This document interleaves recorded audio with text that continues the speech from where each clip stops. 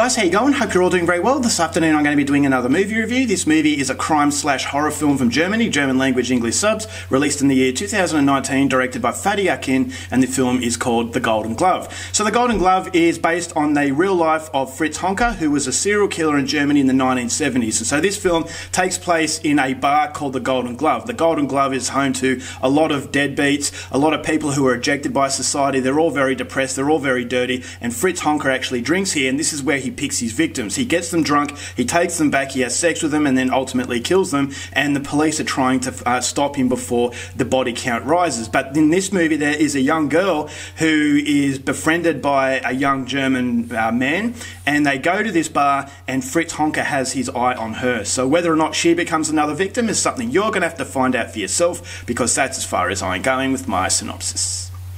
Now my thoughts on The Golden Glove.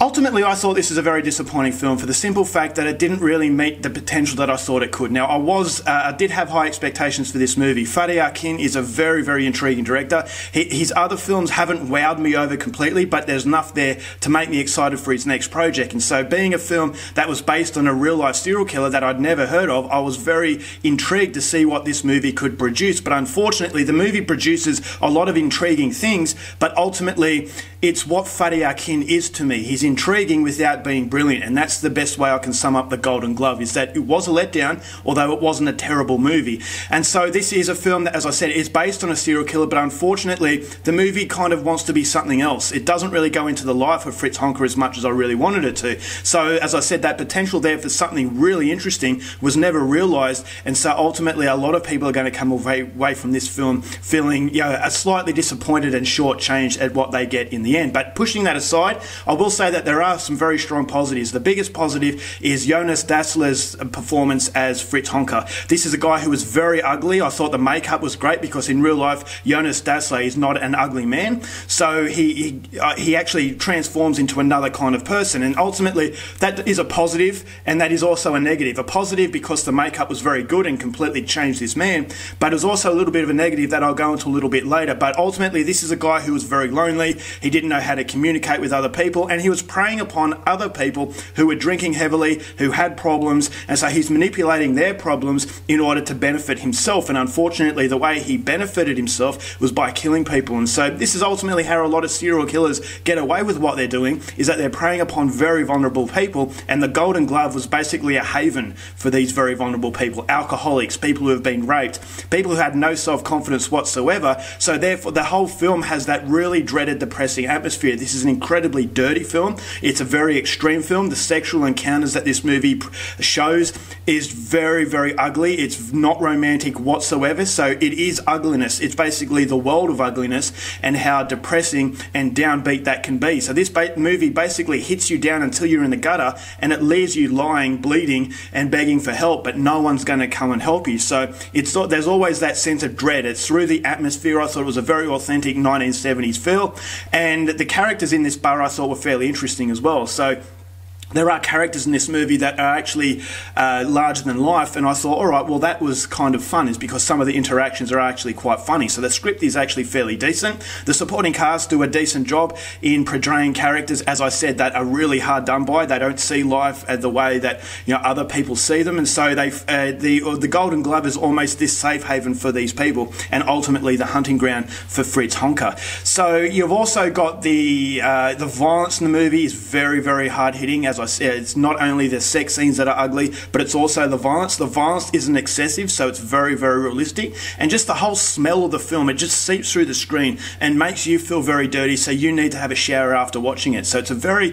very atmospheric film, and for that I really have to applaud Fatih Akin for actually creating something that you're not comfortable with. In a serial killer's world, you don't want to be associated with that, and so I definitely think the atmosphere pays a lot of respect in that instance, is that this is not someone to glorify, this is not someone to take after, this is someone that you want to stay away from, and this is a world you ultimately want to stay away from, but you can't help but feel slight sympathetic qualities to these other people who are hard done by. And so it's a vicious cycle that these people are going through, and I just thought, all right, well, I'm really depressed, but I'm really intrigued. But unfortunately, the ultimate negative to this film is that there's a lot of intriguing qualities. What is Fritz Honka all about? There are glimpses of the man he is. You know, there is likable qualities to him, but when he starts drinking alcohol, he starts to become very aggressive again. And so I thought that was an avenue that could have been explored a little bit more, but it's not explored. And what this movie does, a lot of people see this as a film that symbolises Germany after the war. Basically downbeat, you know, depressed, very dirty, in poverty.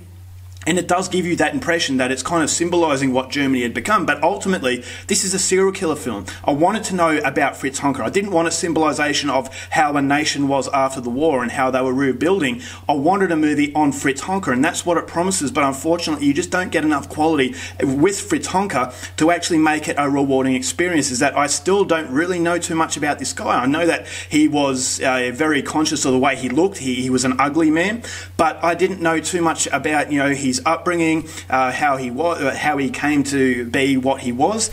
And so that to me is going to disappoint a lot of people of serial killer fan movies.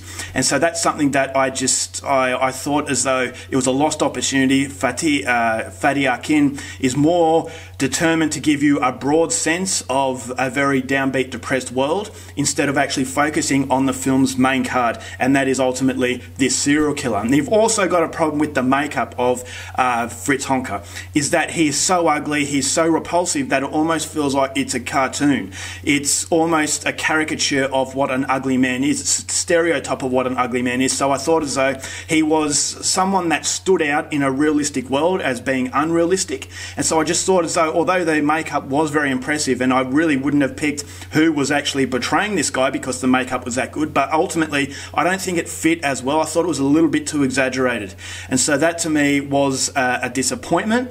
And so I just kind of thought to myself, it's not completely derailing, but I just couldn't help but feel slightly distracted by the guy's appearance because it just felt like it was makeup. It didn't really feel like he fit into the real world. But overall, you know, the ending I thought was actually quite bizarre, and that's actually how things really happened. And there's also a little bit of a slideshow at the end that actually shows you the real serial killer and the real people who these characters and actors are portraying. And so I thought that was very interesting. But ultimately, as I said, the interest is there and it stays interesting, but it doesn't execute those interesting ideas in a way where I thought as though it was a rewarding experience. It's a very, very dirty experience, very, very ugly. There is nothing good looking about this movie whatsoever. It is not glorifying anything, which is something I really appreciated. And so if you are a fan of serial killer films, go out there and see it because there are some really ghastly moments, but ultimately the interest is not capitalised in a way where I thought as though the potential was fully utilised. So overall, for the Golden Glove, still very impressive in the way it goes about its business as far as production,